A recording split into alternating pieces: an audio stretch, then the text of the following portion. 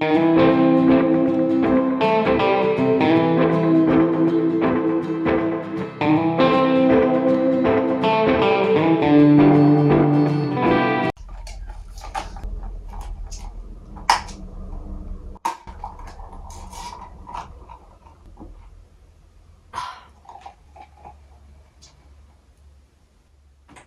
mergem la thrift shopping. Din nou. Dacă de data asta mergem la thrift shopping în Iași.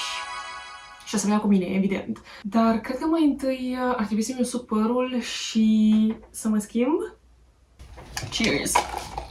Ok, mi-am pus niște blugi mai lărguți ca să pot să mă schimb ușor în caz că vreau să probez ceva. Cardiganul ăsta, ca din nou să-mi trebuiască să mi-l dau peste cap dacă vreau să probez ceva și doar să mi-l desfac. Băscuța pentru că părul meu este nearanjat și mă grăbesc. În picioare nu am nimic pentru că papucii mei sunt jos. Încălțămintea mea e jos. Și, evident, îmi iau sacoșul cu mine pentru că încap o groază de chestii în ea. Și acum hai să fugim. Destinația noastră de astăzi, Galata. Calea Galata, ca să fiu mai specifică. O stradă cu atât de multe magazine second-hand că nici măcar nu am avut timp să mergem în toate. În primul SH în care am intrat, totul se vindea la bucată și magazinul era foarte bine organizat. Am aflat că topurile de vară erau 5 lei bucata și am început toate căutările din partea aia, pentru că înainte să pornesc în această aventură mi-am spus că vreau haine de vară, haine colorate pentru că deja am mult prea multe haine negre și haine din materiale mai deosebite, chestii unice care chiar să merite banii, pentru că deja am prea multe piese basic și nu prea mai are sens să-mi cumpăr altele. Acum, dacă am respectat sau nu ce mi-am propus la început, asta o să vedem la final când o să fac haul-ul, dar mai avem ceva până acolo. Căutările mele au fost întrerupte de găsirea acestei băscuțe care mi-a dat lumea peste cap, pentru că în ultima vreme sunt foarte atrasă de ideea de a arăta fie ca un băiat din ăla care împarte ziare în Marea Britanie anilor 70, fie ca un conductor de tren, plus că să nu mai menționăm faptul că era făcută complet din denim și că m-ar fi ajutat să ating apogeul modei din 2001. Printre celelalte descoperiri se numără și setul ăsta croșetat cu pietricele pe care l-aș vedea purtat ca ținută de festival, un top super simplu din plasă care ar fi arătat foarte fain într-o ținută tip streetwear, dar care era totuși pătat și nu credeam că aș putea scoate pata. Și câteva perechi de platforme foarte drăguțe. Prima era absolut superbă, dar era prea mică pentru mine și a doua era ușor murdară, dar dacă petele nu ar ieși la spălat, cred totuși că cineva talentat ar putea să picteze peste ea, pentru că materialul pare un fel de pânză. După ce am mai scotocit puțin pe acolo, am probat ce am găsit ca să nu plec cu haine care nu îmi vin, am aruncat un ochi și peste bijuterii care erau la intrare și după am pornit spre următorul magazin. Spre deosebire de primul, SH-ul ăsta este mai dezordonat și mai aglomerat, aș spune, dar totodată este și genul ăla de magazin în care dacă știi cum să te uiți și unde să te uiți, poți găsi niște comori. Aici, prețul e pe kilogram și chiar dacă există secțiuni specifice, cum ar fi haine de femei, e important să te uiți prin toate pentru că s-ar putea ca unele lucruri să fie amestecate între ele.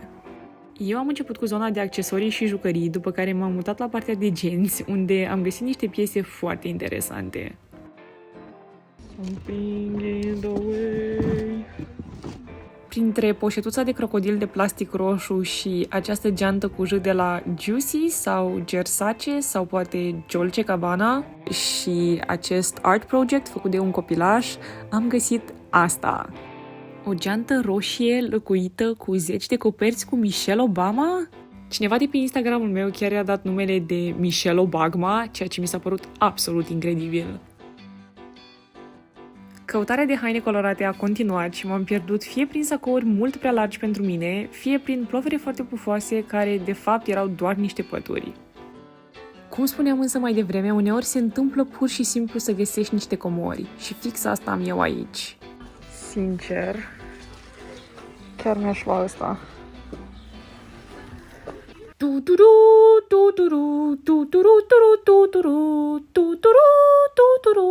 Și acum să ne întoarcem la programul nostru. Dintr-un oarecare motiv tot dădeam peste cămăși colorate și întindeam mâna spre ele, chiar dacă eu nu prea port cămăși de obicei. Pe lângă ele am mai găsit și ploverul ăsta care îmi dădea major Slytherin vibes, dar cum nu prea căutam chestii de iarnă, l-am lăsat.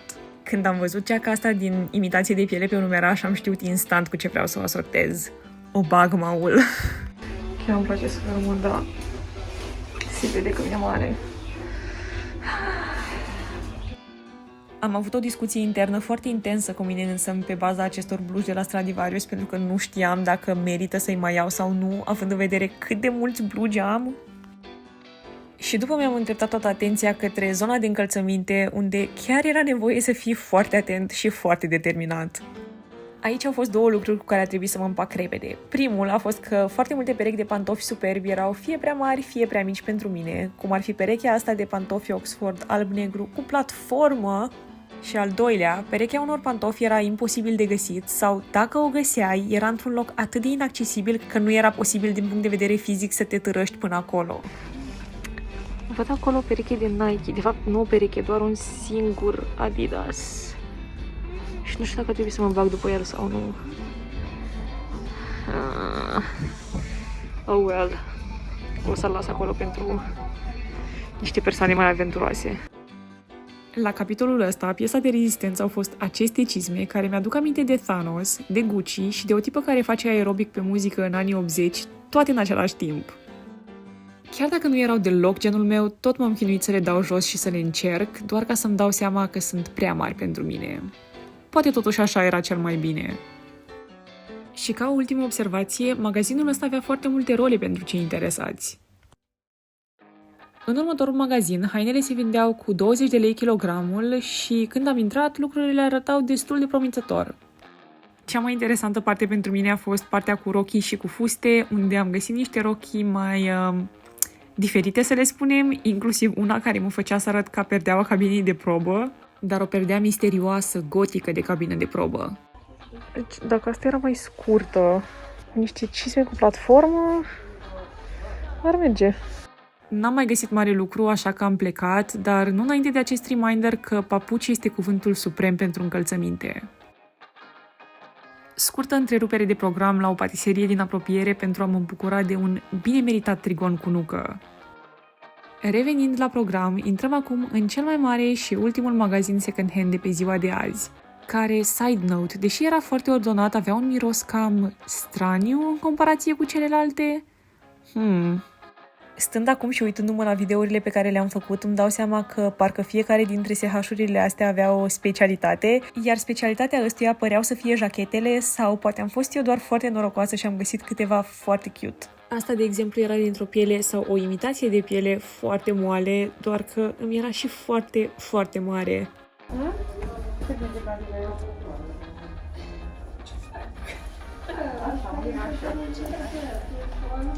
Normal că am întins mâna spre sacoul portocaliu, doar spuneam că vreau piese colorate, însă trebuie uneori să-mi dau seama că nu vreau chiar toate piesele colorate. Aici putem observa cum, imediat ce mă duc să mă uit în oglindă, îmi dau seama că arăt fix ca un cont de semnalizare.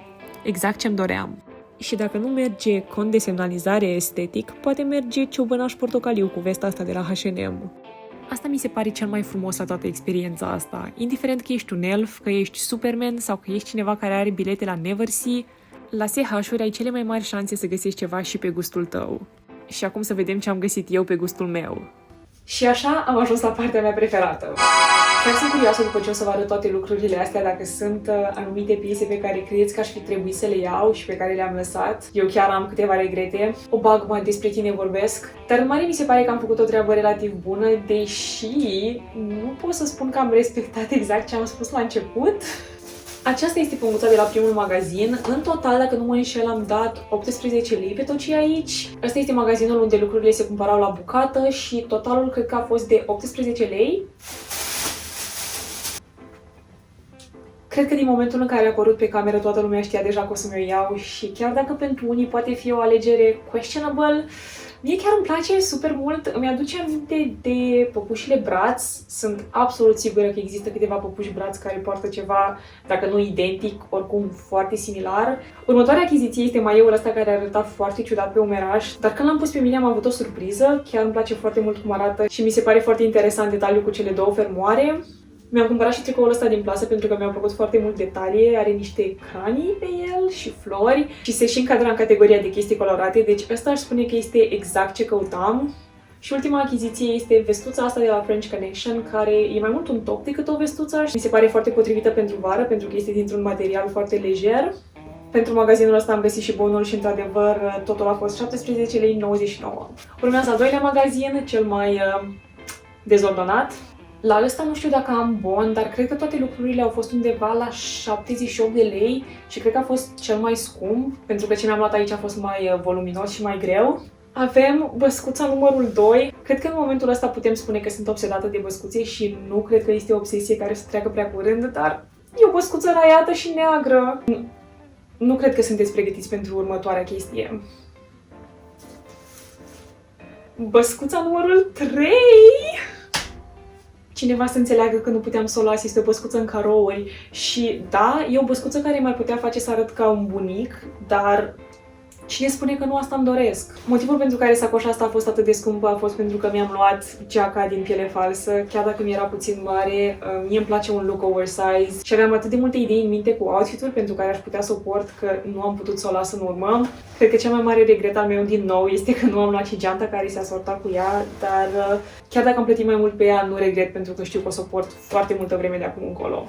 De la al treilea magazin nu mi-am luat decât o singură chestie și nu mai am bonul, dar sunt destul de sigură că a fost 7 lei. Este această fustă foarte șifonată, care nu-mi dau seama sincer dacă așa e ea, super șifonată, sau dacă ar trebui călcată. Oricum îmi place super mult, îmi vine foarte bine în talie și mi se pare exact vibe-ul meu. Și atunci când am probat-o chiar nu mă așteptam să aibă un șliț. Din ultimul magazin mi-am luat din nou o sacoșă destul de greluță. Aici nu cred că am primit bon, dar cred că prețul a fost undeva în jur de 40 de lei pentru toate chestiile astea și a fost atât datorită gecii de aici. Deci evident, dacă vreți să cheltuiți puțin în magazinele unde prețul e pe kilogram, nu vă luați chestii grele cum am făcut eu. O primă piesă pe care mi-am luat-o este acest sacou basic de la Pull&Bear. Știu că spuneam că nu vreau piese basic, dar nu am piese basic formale sau business casual pentru că nu prea port chestiile astea, dar se ivesc ocazii în care am nevoie de un sacou și nu l-am, așa că mi l-am luat pe ăsta. Apoi mi-am luat cămășuța asta foarte largă care mi-aduce aminte de o cămașă pe care am văzut-o la o tipă pe care o urmăresc pe Instagram și care are niște pernițe la umeri pe care eu cred că o să le scot. Vreau mai mult să o port pe deasupra unor bustiere vara asta și îmi place foarte mult printul ei. Iar ultima chestie și cea mai grea este evident geaca pe care am provat-o și în video. S-ar putea ca părerile să fie împărțite asupra ei, dar mie îmi place foarte mult și este ceva ce știu sigur că o să port. O să încerc să trec peste faptul că scrie de 2 ori pe ea Young and Rich și o să sper că oamenii nu o să citească chestia asta când o port, dar în rest chiar mi se pare super drăguță și mai mult decât atât e stilul ăla de bomber jacket pe care îl căutam de foarte multă vreme, doar că găseam fie chestii foarte scumpe, fie chestii foarte mari. Așadar, am respectat ce mi-am propus la început? Nu chiar. Mi-am luat cu 3 băscuțe mai multe decât ar fi trebuit? Posibil. Consider haul ăsta unul reușit?